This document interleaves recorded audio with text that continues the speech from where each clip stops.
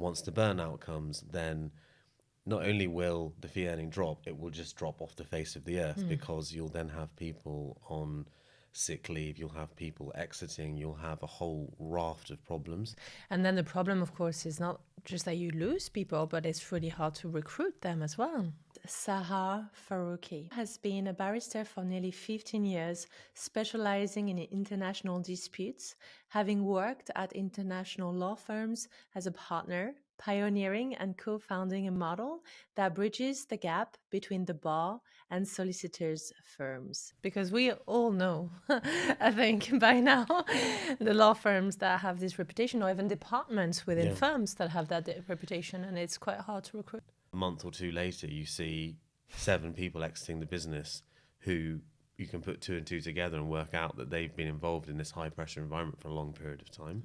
Sahar has worked around the world, including Europe, the Middle East, and Asia. He left partnership in a previous firm to take on the role of transformation officer at global offshore law firm Harneys, where he supports senior leadership to implement change around aspects of strategy, culture, well-being, ESG, operation, and technology. I'm going to ask you the ultimate controversial question in law. Well-being and billing, is that compatible? If you prioritize the billing element over well-being, in the short term, you might see some positive returns for your revenue, but that will only last in the short term, because the neglect of the well-being will turn into burnout. Sahar, welcome to the Charlène Gisèle show. I'm delighted to be here with you today after being LinkedIn friends for quite a while now. Yeah, absolutely. I'm delighted. I'm honored to be invited. Thank you. This is one of the magic about LinkedIn, right? Is you make friends in our legal community and then you get to meet the person in. Wonderful. Yeah, absolutely. I'm a kind of relatively early adopter. I think I've been using it in a fairly serious way for about 7 years. So I've seen a lot of benefits from it, which I'm sure we'll come on to discuss. But yeah, definitely a big believer. Yes, I would love to talk to you about that. First off, I would love if you could tell us a bit more about your new role, Transformation Officer. I have to say, it's quite a new title for me to hear about within the legal industry, one that's well known in other industries, but tell us more. Yeah, so you're entirely right in that it's something which for legal is emerging now. So we're very much at Harneys a kind of early adopter for this role. It's somewhat rarer in legal just because the way that things tend to develop in the legal industry can be a bit glacial, and there is often a resistance to change. And a role which is predicated on change is something that people have to think about very, very carefully. The powers that be in law firms have to think about that, because it can be and often is a significant investment. And I'm sure we'll come on to this in a moment, but one of the things that you have to do in relation to a role like this is unburden or unshackle the person who is doing it from the day-to-day of fee earning, especially if they have historically been a lawyer, as I have been. Right. And that is a big step for law firms to That's take. huge, Yeah. right? So before we go back into this role, tell me about you personally. How was it for you to go away from being a partner, a fee earner at another great firm, to becoming a non-fee earner and being much more strategic in your current role? Well, for me, it was a deliberate choice. It was what I was trying to do. It didn't land on my doorstep. In fact, quite the opposite. It took some time to convince not Harneys, but in the other conversations I had with a number of other firms, to convince them that this is something that they should invest in. Because the response you'll tend to get, particularly with a background like mine, where, as you say, I've been a partner in law firms, I've been practicing at the bar for almost 15 years. You have a reputation and you have clients. And so what you'll find in those conversations is often people listen to you and they will say, yes, we want all of that. We want those changes to our business. We want that positive impact. but can you also bring a £2 million book of work? Because that is the model that we operate on, and all of our senior people, or most of our senior people, bar one or two rainmakers or senior executives, also FEN. So they're left with this kind of almost existential struggle around the role, where they can see the value, but they feel or they fear the justification that they're going to need to make internally around how the KPIs of a role like this are measured.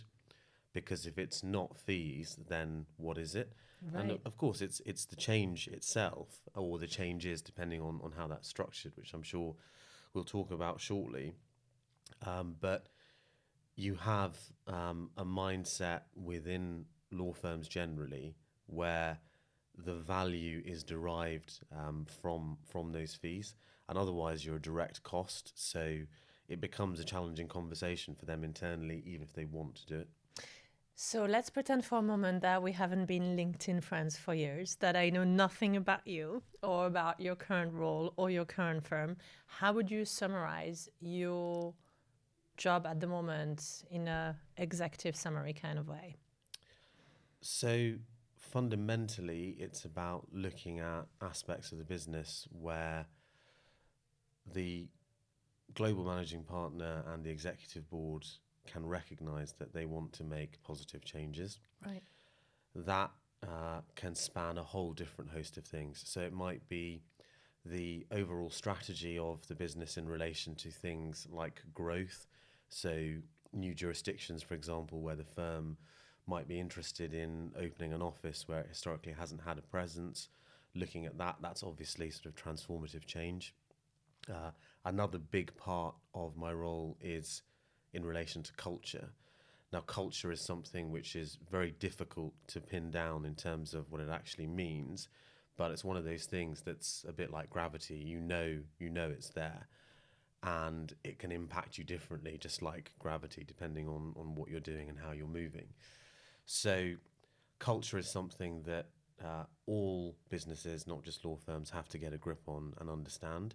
And they also have to be willing to recognize that there are positive and serious improvements that can be made. If anybody ever says to you, the culture in our business is perfect, that's a massive red flag, immediate red flag, because if you believe that, then there will already almost certainly be problems.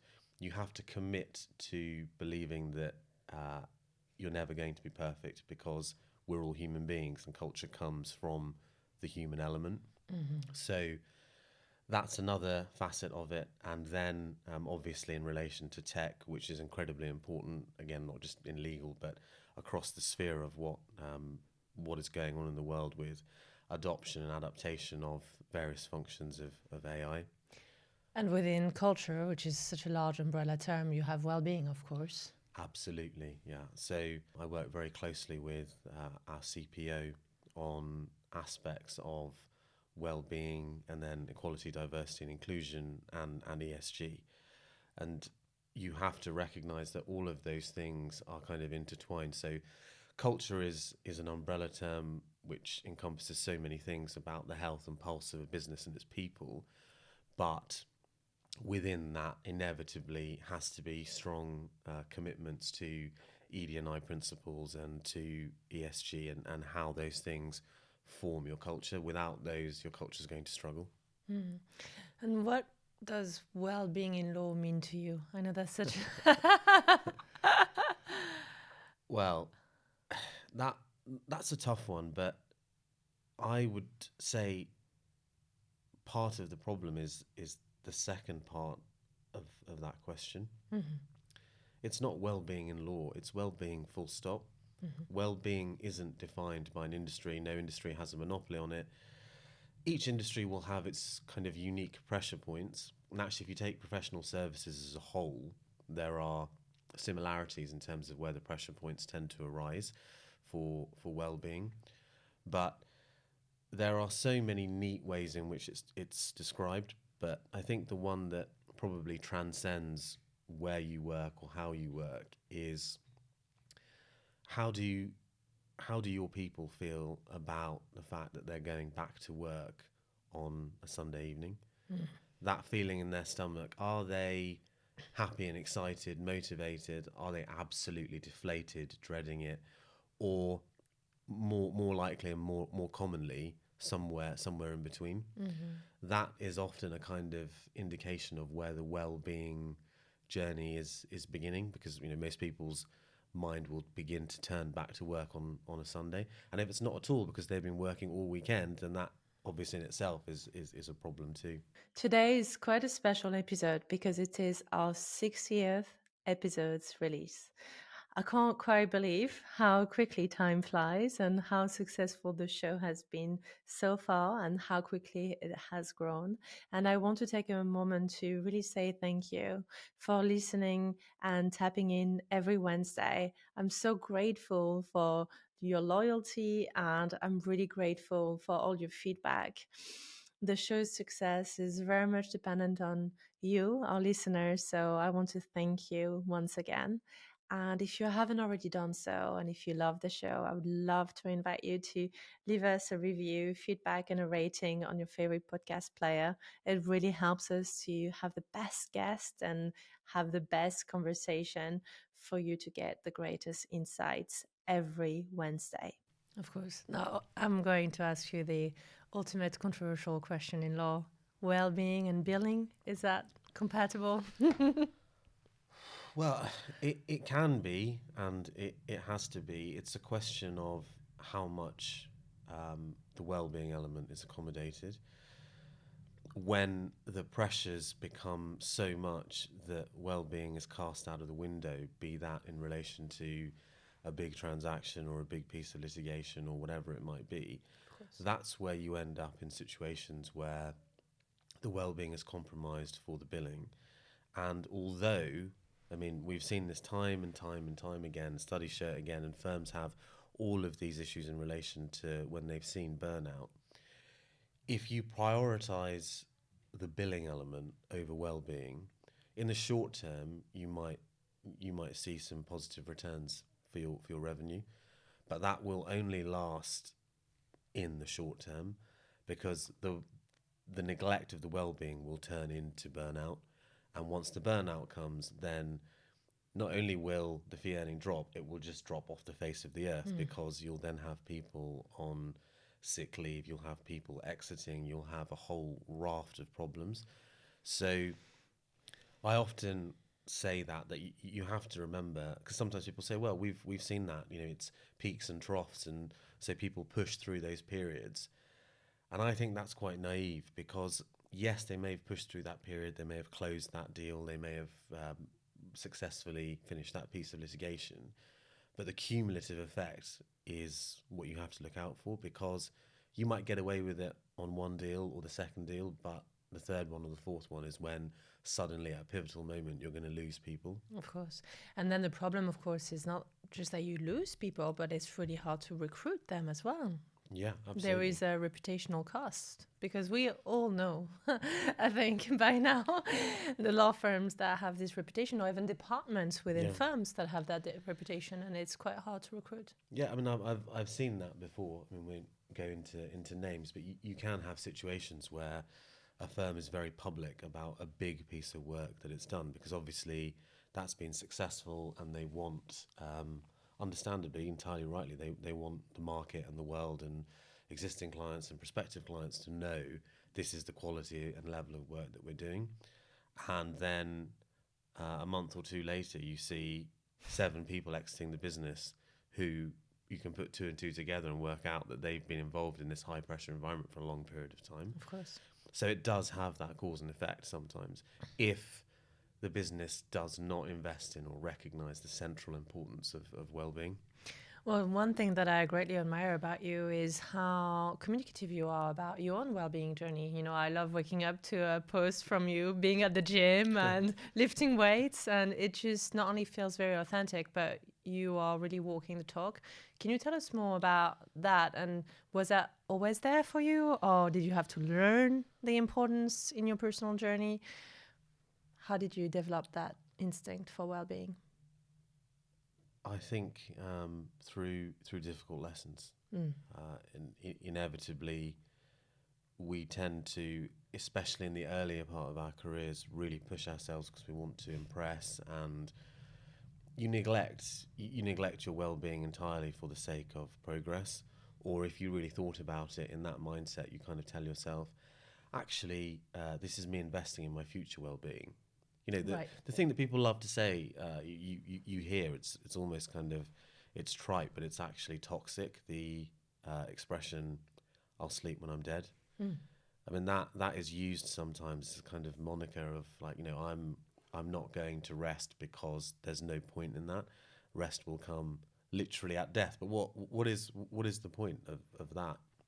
And I've had experiences of that working on very, very large disputes in different parts of the world where you're kind of isolated from your family and friends for weeks on end, and you're working in an intense, high-pressure environment. Your sense of routine goes out of the window. Your diet goes out of the window. You're burning the candle at both ends because you're conscious that, yes, you're billing, but you've also got responsibilities for management in other parts of the business and maybe different parts of the globe at that point. You've got business development responsibilities locally with clients. You've got to entertain people. You're trying to balance all of these hats, which is very common for law firm partners. And the first thing that you neglect is yourself. Mm-hmm. That is always the first thing that goes. And I've done that to myself enough over the years where, you know, I've seen it kind of go up and down and undulate in that way where, you know, you mentioned the gym, that will probably be the first thing that goes for me when I'm really busy, and you just think, I'll get back to that. But also there are, as you go further along, there are junior people around you in these situations, and they are learning by osmosis. So they're looking at you thinking, this is how it must be done to climb the ladder. You've got to work all these hours, and you've got to bill all this time, and you've got to develop all these client relationships. So forget the personal time. I'll sleep when I'm dead, and that's how you kind of commit to it. So to answer your question in a very long-winded way, it's come from experience and ultimately drawing a line, which in some ways kind of it wouldn't be fair to say entirely rightly, because as I said, it's been moments throughout my career at different points, but it was definitely a sort of catalyst that got me to the point of thinking, I'm not going to live my life like this for the next 30 years, doing these really intense cases back to back, and also managing all of these other sort of facets. I'm going to try and find some kind of balance in an organization that values the whole skill set that I can bring, but doesn't prevent me from my own well-being, and makes me feel that, you know, that's also part of their investment and structure. And ultimately, if well-being is part of your role, then clearly you have a say in that as well and how that looks. Yeah, when you say catalyst, was that a health event? Was that workload, a family event? Did you have a specific moment in time? Well, I mean, I think it's kind of composite of things. I mean, invariably, post-COVID or through COVID, everyone had some kind of impact to their mental health. I mean, I lost several family members during COVID, and in fact, I moved firms with a whole raft of people at the time as well. So there was that natural and literal isolation, which had a kind of impact. Had two children sort of through that period as well, which has its own impact, and you're still managing all of those things. So I can't say, or I wouldn't say you could point to a specific event and say that was the catalyst, but it's a composite, almost kind of a perfect melting pot of issue after issue after issue after issue after issue going into this pot, and you're never doing anything to redress or address. You're simply saying, well, that's just another pressure point for me, that's another pressure point for me, that's another pressure point for me, and that's life. And I take it on the chin and I keep moving forward. My increasingly growing chin, I just keep taking it on that and moving forward. But eventually you just kind of think, I mean, I think realistically it was some sort of form of burnout as well, where I just kind of thought, I can't keep doing this forever. And I love what you said about setting standards and being a role model for your associates, because too often I predominantly work with partners who set remarkable example when it comes to work ethics. And yes, their work is excellent and they are extremely talented and brilliant.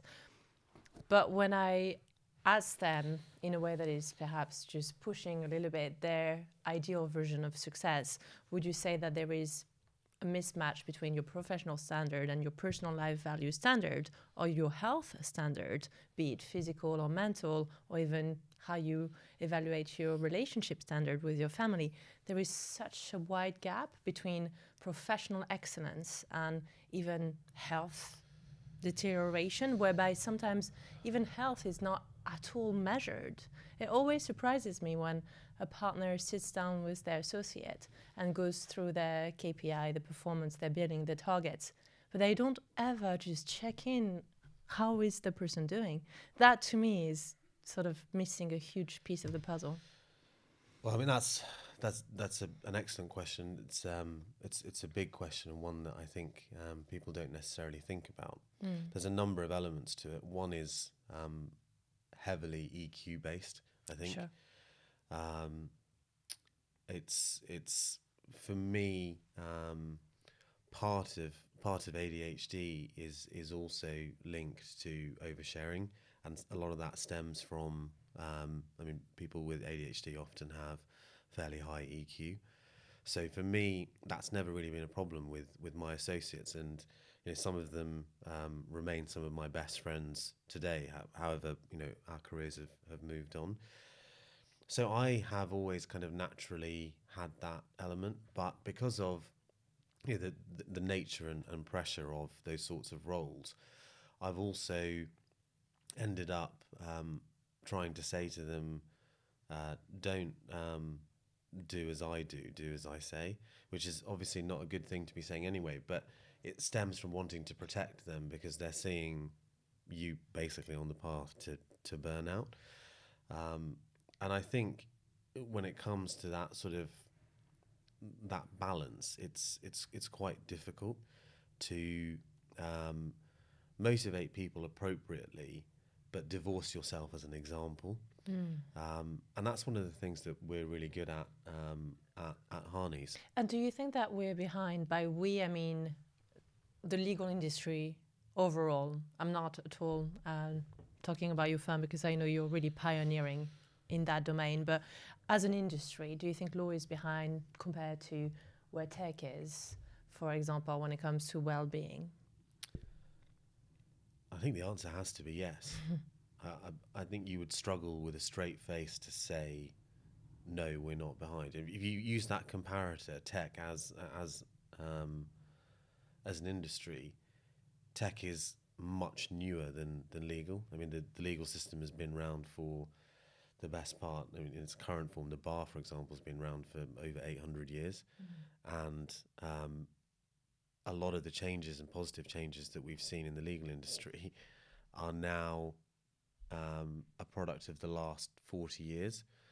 So when you have an industry whose genesis is 1,000 years ago versus an industry who really the real kind of, when you think of tech now and the way in which it's emerging, is much more like the last 100 years, they're starting from a different point in terms of where society is, in terms of how understanding of well-being and culture and those things are. So if you compared it to tech, absolutely. But I mean, again, it's talked about so much, including on your podcast, but just within the industry, that there are systemic issues within law and the way it's practiced. The billable hour being one that we've talked about, that creates almost unique challenges. And do you think that there is something to be said about the fact that there is so much tradition as well and so much heritage, so to speak? As you mentioned, the bar has been around for over 800 years. So it's hard to make changes when there is such a long tradition behind us. How can we start to pave the way? Well, on one view, it's actually easier to make changes because if the things that you're looking at are so stark and so wrong, then you should be able to make those changes relatively easily. So there's kind of easy wins to be made around aspects of the tradition that don't necessarily translate into the modern world. But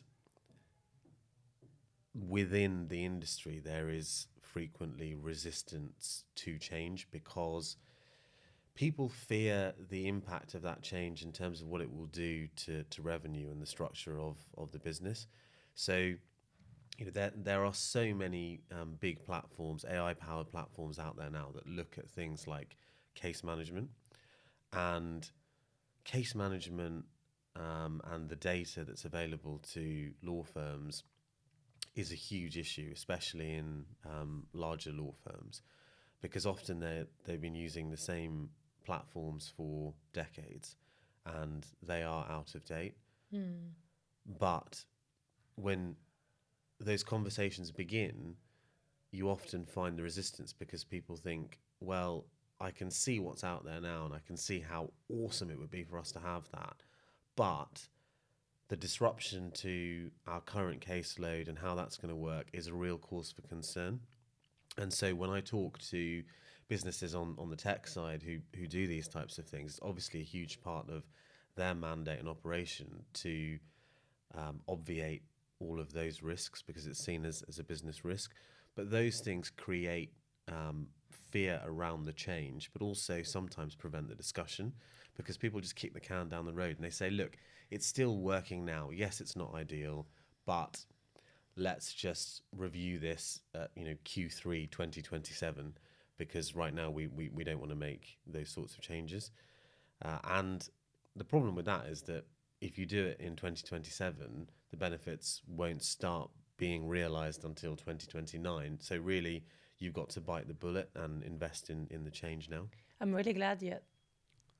glad you brought up the topic of fear because I think it's still very present. And one example that I have, just a few weeks ago, I was in a meeting with partners and HR developing a strategy for wellbeing workshops. Okay. And we were, deliberately planning out the dates, the events around themes, and we were curating the topic and the name and the title.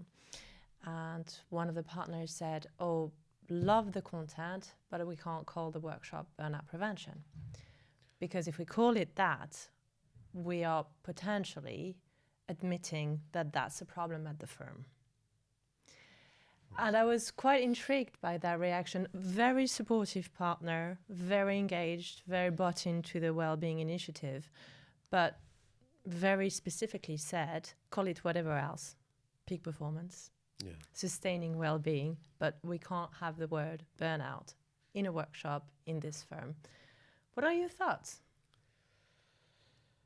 I can understand that. I mean, this is the sort of the various chairs that I've sat in various law firms over the years. I can That's why I would love your thoughts. I can see that both ways.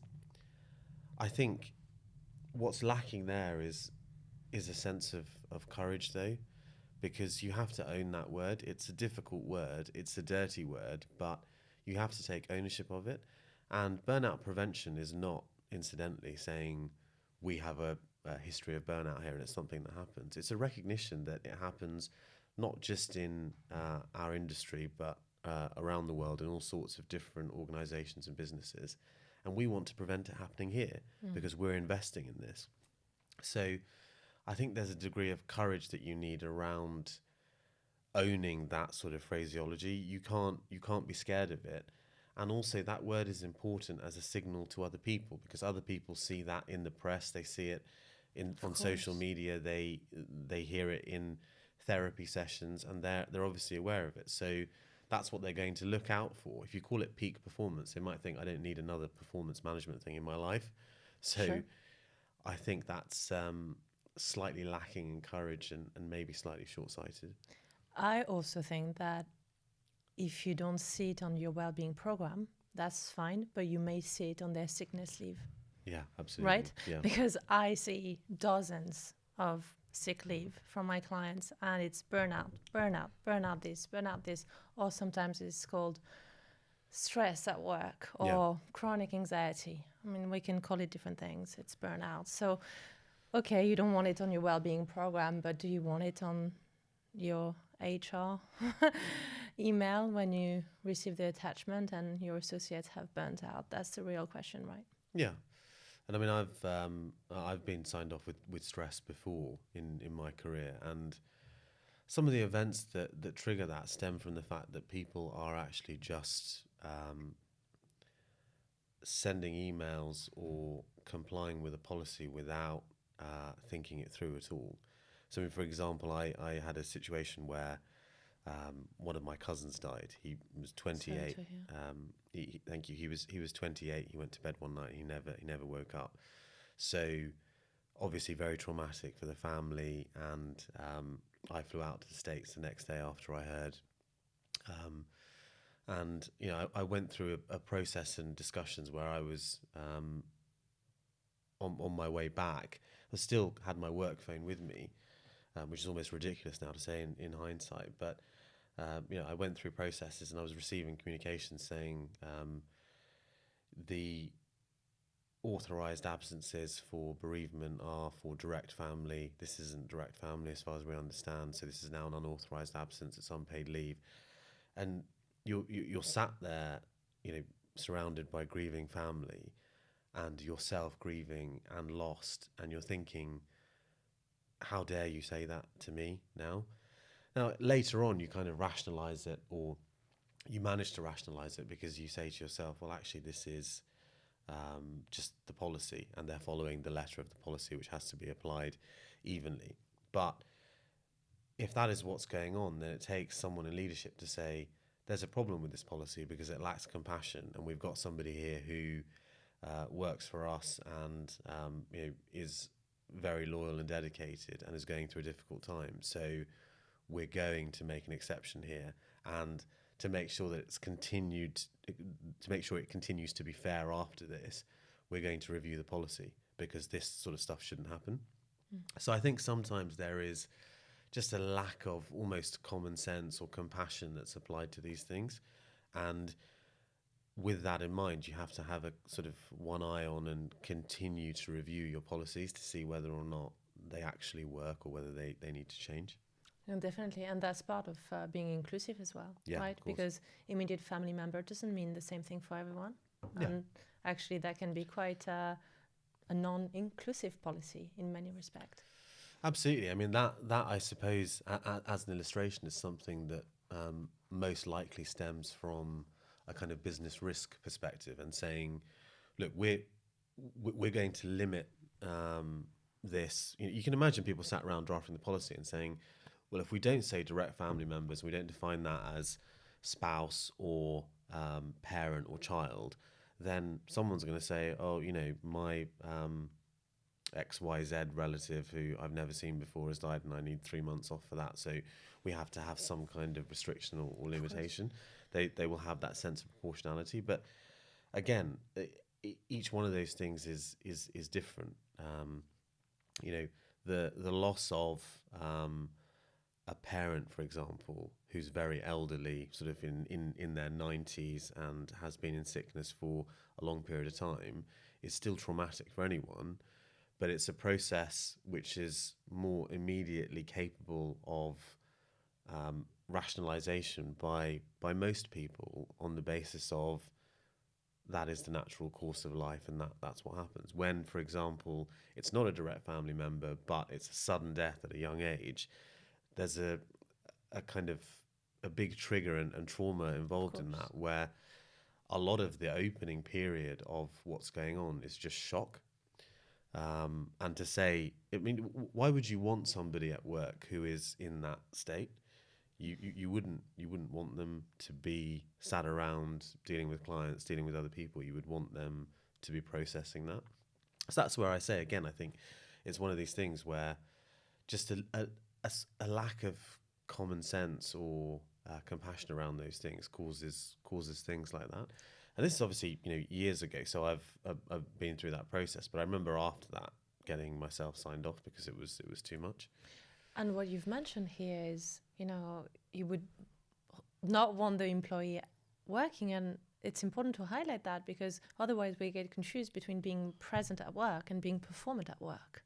And you can be present physically, but completely elsewhere mentally. We all know that. Yeah. And if you had been at work, considering you were shocked, you would have probably been distracted or not at your top of your game, right? So Yeah, absolutely. I mean, people have those things going on every single day in their lives. They might have a sick family member. I mean, I've unfortunately had that experience before as well, where I've had colleagues approach me to tell me that they've received a cancer diagnosis, for example, and you kind of think it's so awful.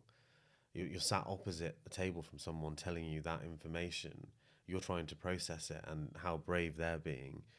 And then they say something like, I've been aware of this for several weeks. I've been trying to work out how to tell you and how to position it and where, what my rights are. And you kind of think, it's so sad that you've had to do that. I totally understand why you've had to kind of rationalize it that way. But, the last couple of weeks, you've been sat there in what, you describe, I guess, as kind of almost functioning automaton, because the pressure that you're under mentally must mean that, yes, you're physically sat in your seat, but I mean, where are you? And you'd be well within your rights to be thinking like that, because you're embarking on a struggle for your life.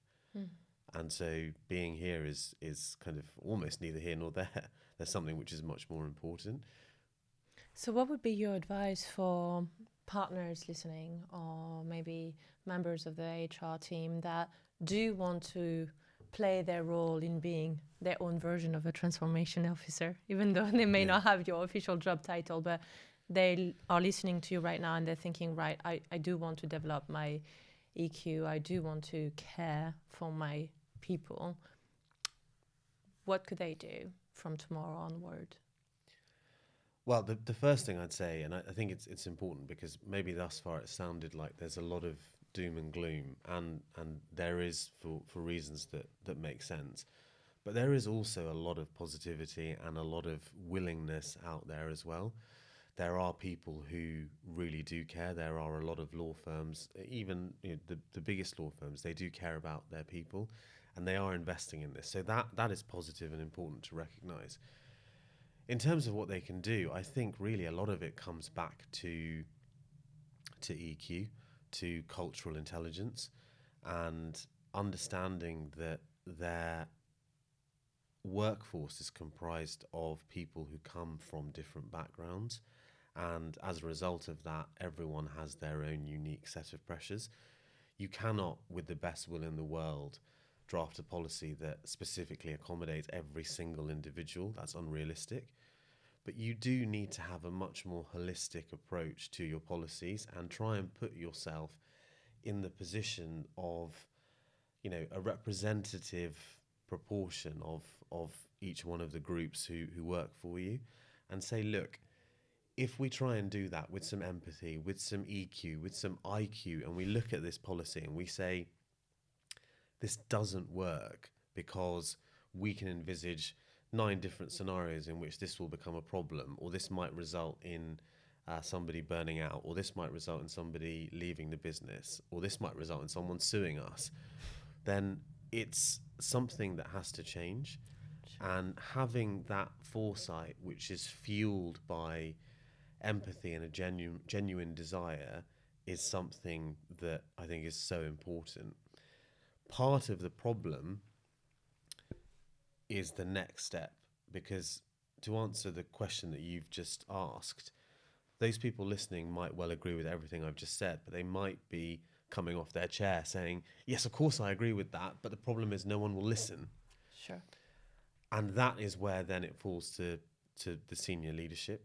And, a role like mine is new within legal, but that's because our managing partner and our executive board are very forward thinking about the direction they want to go in and the way in which they see these issues. That isn't something which is common everywhere. I mean, Harneys is unique, and people say to me all the time, William Peake is a bit of a visionary. I mean, you're talking about LinkedIn content, you will have seen his as well. Yes. So I'm very fortunate to have that, but my role was created with those things in mind specifically.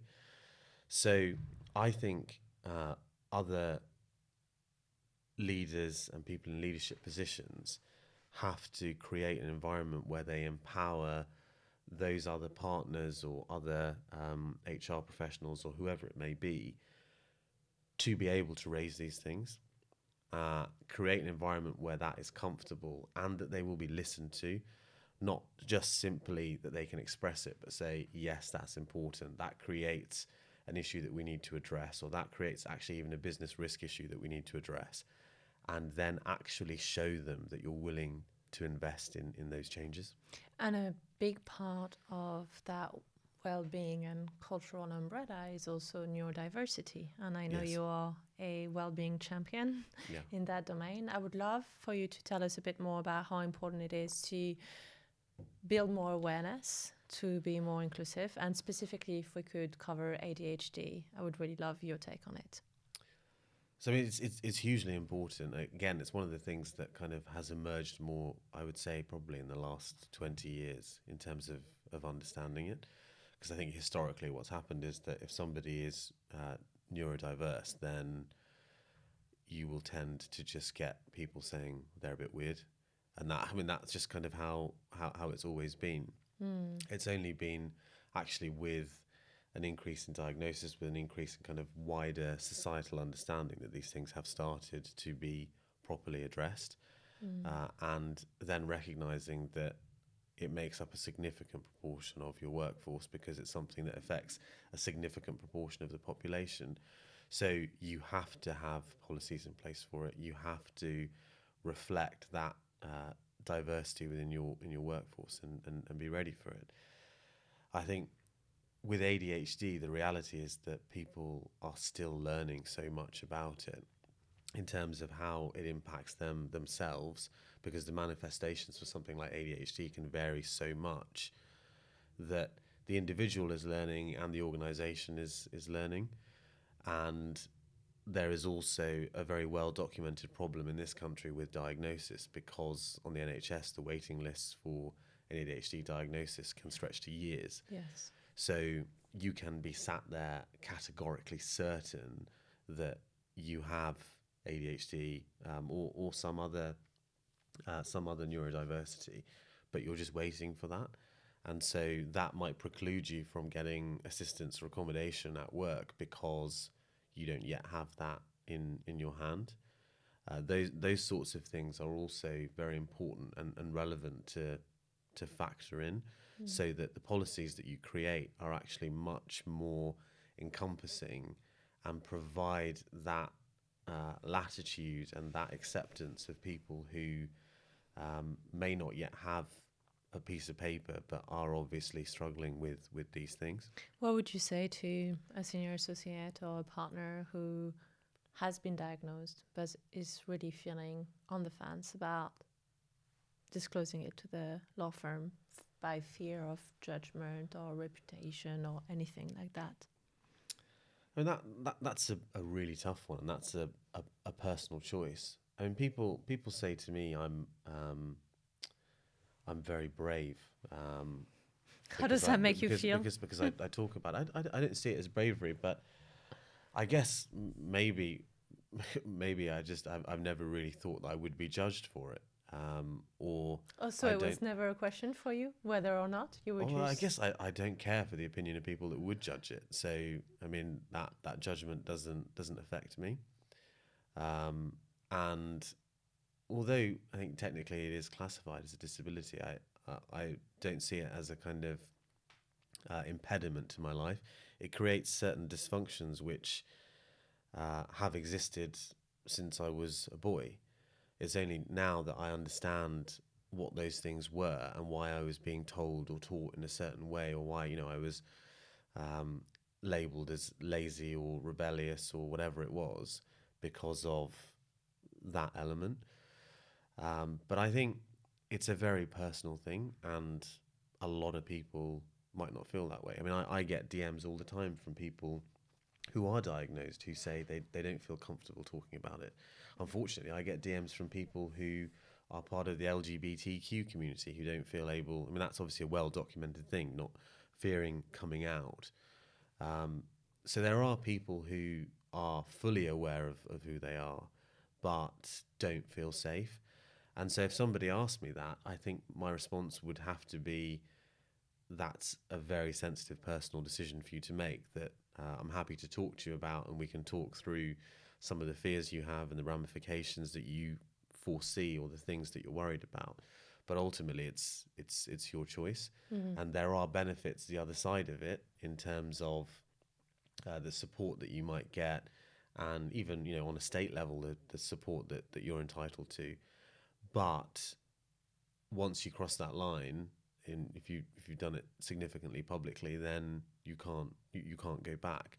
So I think it would be an open-ended conversation. It's certainly not a decision for me to make for them either way. It would be one for them to make. I think from my observation of working with many clients with ADHD, what I've noticed is a minority is aware of how much it can be a superpower, because of course it comes with, as you mentioned, perhaps difficulties or challenges, of course, but there are also incredible powers that stem from having that very special brain. And I was wondering if you could share a few of them with us today, because I know you do have some superpowers. Well, I wouldn't call them superpowers, but I think the EQ is something that I hinted at before. Well, I didn't hint at, I was very explicit about it. That is something which in some ways is kind of part of my presentations when it comes to ADHD.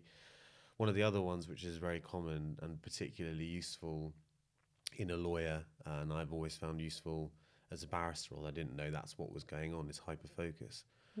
So my brain is wired to be able to hyperfocus on a case for, you know, the duration of period of time that it's going on whilst it's got my attention, which has meant that I'm able to assimilate large amounts of information very quickly and then just drop them.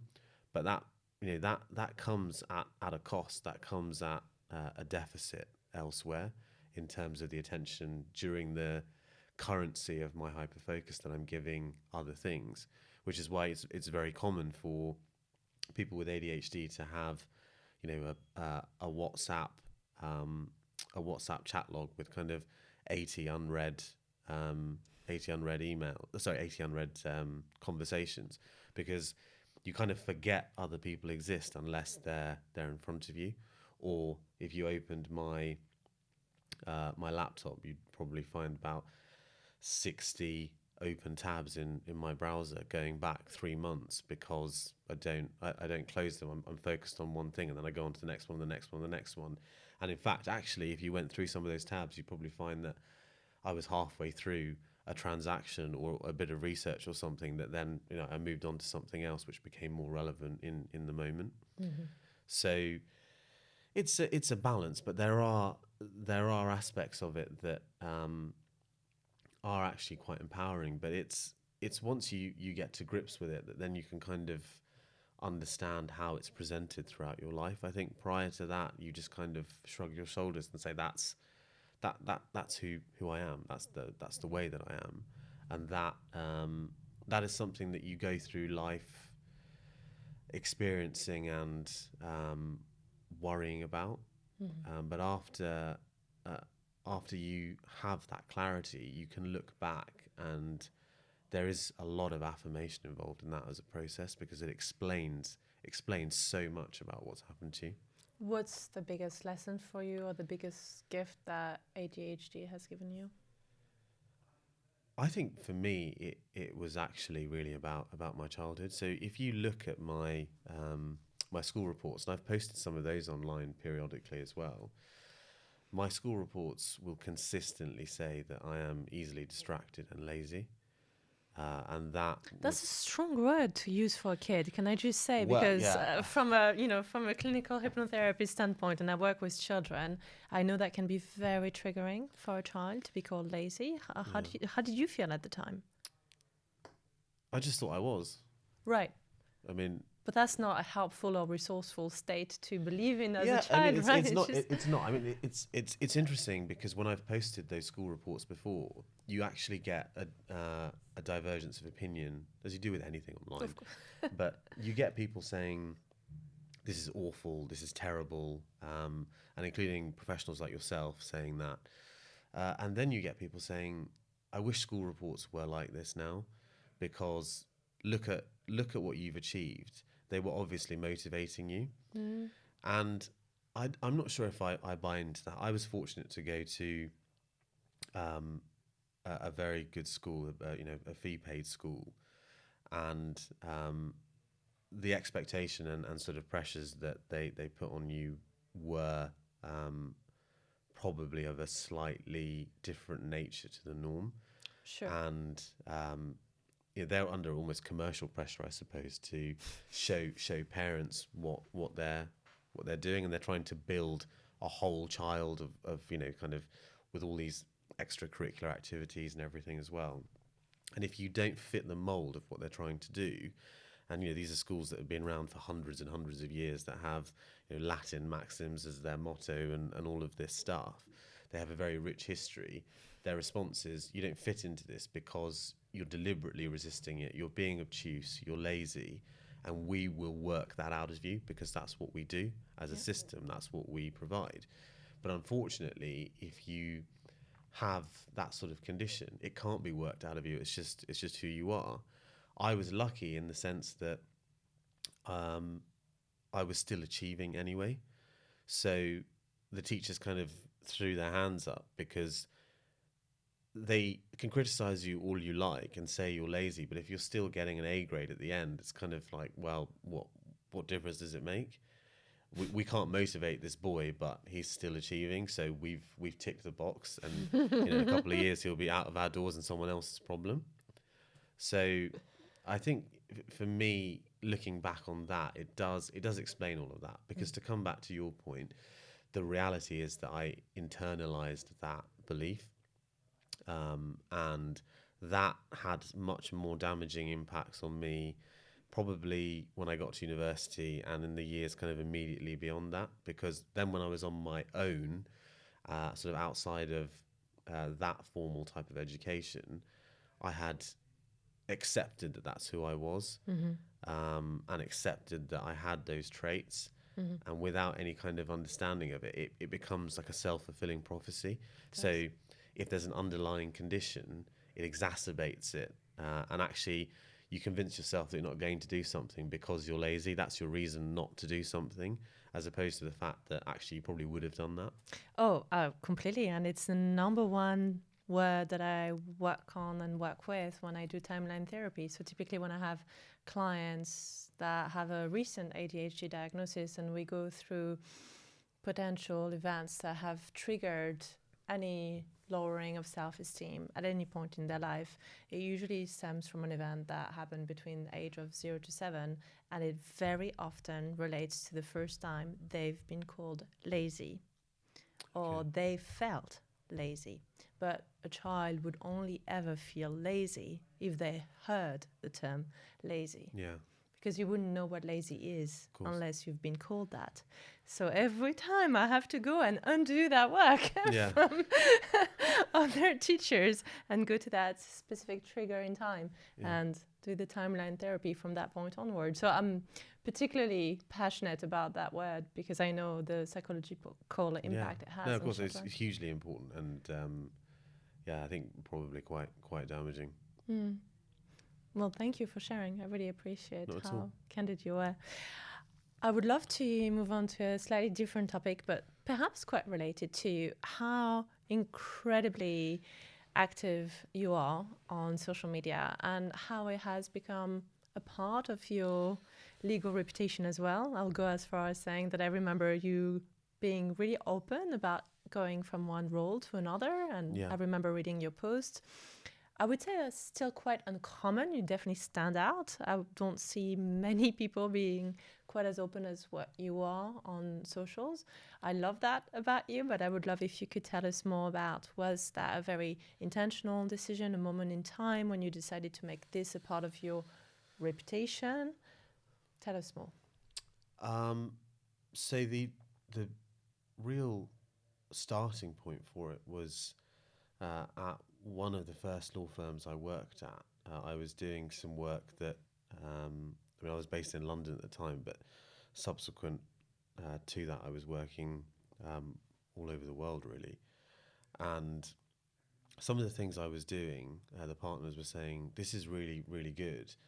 And it would be a good idea for you to share this on a wider platform, kind of with our network, so that other people in the business and the firm know what's going on.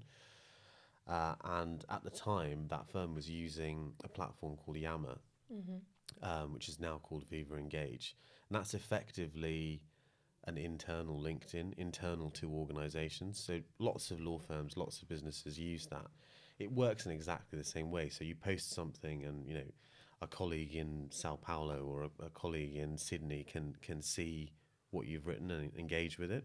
And it also allows you to create kind of interest groups around various things, from sort of football to LGBTQ plus, whatever it might be. So I started using that, and I started developing a bit of traction, a bit of following internally on that. And I thought, this is interesting. And then, I was getting kind of cross referrals from other parts of the business because of this thing. And actually, I thought, because this is how naive I was about social media, and this is probably, 2015 or 16, at which point, obviously, it's absurd to be as naive as I was about social media, because the Arab Spring was happening and, Twitter had taken off and all the rest of it. I thought, I've got a kind of unicorn business idea. I will create an external Yammer and I'll become like a billionaire overnight, because this would be amazing. But of course, LinkedIn was already there. So you almost invented LinkedIn. I think that would be a gross exaggeration of what happened. I invented it in my head for about 40 seconds and then found that it was there. And I mean, actually, it's ridiculous, because when I found it, I already had an account, which means at some point I must have made an account on it. I've just forgotten about it. Because, when I made the account, I was at the criminal bar, and it just didn't seem to be part of kind of what we were doing. But I then started using that as a platform to kind of do the same stuff. Mm-hmm. But I very quickly found that, I was looking at what other people, successful people on the platform, were doing, how they were getting engagement. And I was looking at it principally from two or three kind of lenses. One was, I've always had a passion for helping students, and access to the bar was very important to me, so I wanted to do things about that. The second was business development. And the third was kind of just profile building in general, both for myself and the firm. But I found that if I posted things that were very corporate, if I said, I've been in court today and this is what I did, or we're considering an initiative on this, the performance of the post would just drop dead. No one was interested in things being presented or constructed that way. Anything you wrote pretty much about students, though, that was offering them resource or motivation or inspiration, was always doing well. Right. But the more personalized you made that, the more, and this is the key word now, the more vulnerable you made yourself, the more traction it was getting. The more you talked about things that happened to you, the more people resonated with that and engaged with it, because they see themselves in it. Mm. So I started doing more of that, but you reach a point where you have to be careful, partly for yourself, because you don't want to kind of expose absolutely everything that's ever happened to you, because that's not sensible either. But also, you're still working in a corporate environment, and Right. that is that badge is literally associated with your name. So people are making direct assumptions or comparisons based on where you're working, and pretty quickly you find yourself in a position where you've got more followers as an individual than the firm. So from a reputational standpoint, that can also become something that the firm needs to think about. Has it ever been a challenge for you? I mean, not really. I've had a few instances where there's been feedback. Let's put it that way on How certain things. politically Yeah. correct. But I think also that, understandably, firms are very reticent to tell individuals what they can and can't put out there. I mean, I'm not the type of person who would go online and write something so grossly inappropriate that Of it would course. offend and cause those sorts of problems. But if you're in a situation where you're trying to demonstrate your personality and use personal experience, but also reflect the fact that you're within a corporate structure and environment, there will be occasions where there's sort of a dissonance around how that presents, and so that does happen. But I mean, I've used it a lot over the years, and through that I've supported hundreds of students. I mean, I've set up groups that have thousands of members for students in it, so that's fantastic. I had the opportunity during COVID to literally save somebody's life because they contacted me to tell me that they were going to take their own life. I mean, those things are enormously important to me, and a source of pride. But I've also had the opportunity to hire dozens of people, so change people's lives and careers through that. I've had instructions worth millions of pounds that have come directly through LinkedIn over the years. That has been huge. So the value there has been very big. And my current role came from LinkedIn. I sent Will Peake a DM, and we started a conversation. So it's been transformative. That is deliberate, a pun, deliberate pun. It's been transformative to my career and my life, and other people's lives. So yeah, a really, really important platform that I've always enjoyed using, but it's not without its pitfalls. What would you say to a partner listening to us today who says, I don't have time for this, I'm already so busy? Typical objection, I'm sure. What would be a healthy first step towards building up your LinkedIn brand? Well, I think a healthy first step is to engage with what other people are putting out there. Creating content is not easy. The amount that I have generated over the years is putting me into a category of fairly niche people. I wouldn't really advocate that, because actually that comes with its own pressures, and you create problems for yourself around that. And I get anxiety sometimes around it, because when you've got tens of thousands of followers, people are expecting you to say things or comment on particular issues. The world we live in now, there are so many serious issues that obviously are depressing people, and they feel that with your platform you should be addressing those, and you either don't want to or you can't, but you feel like you have to explain yourself. So when you get into that kind of slightly more rarefied category, where I'm not an enormous fan of it, but the term influencer gets thrown at you a lot. I was going to say. I think that you can find yourself actually quite anxious sometimes about how you're using it. But for someone who's not familiar with it and is trying to get to grips with it or has an interest in it, the starting point is to look at LinkedIn as what it is, which is a networking platform. So if you went to a networking event, you would listen to other people, you would engage with what they were saying. You might not necessarily just immediately excuse me, you might not immediately just walk in and start saying whatever it is that you want to say on a particular topic. Thank you. You will listen to them, what they're saying, and then you will agree with it, disagree, you will chime in with an opinion of your own, and a conversation will develop naturally. So you can take that same approach to LinkedIn, see what other people in your industry are saying, engage with what they're writing, comment on it, ideally in a positive way, develop a voice and a relevance in the conversation that other people are having. And then that might fuel you to think, actually, this is an interesting topic. I want to write something of my own about it.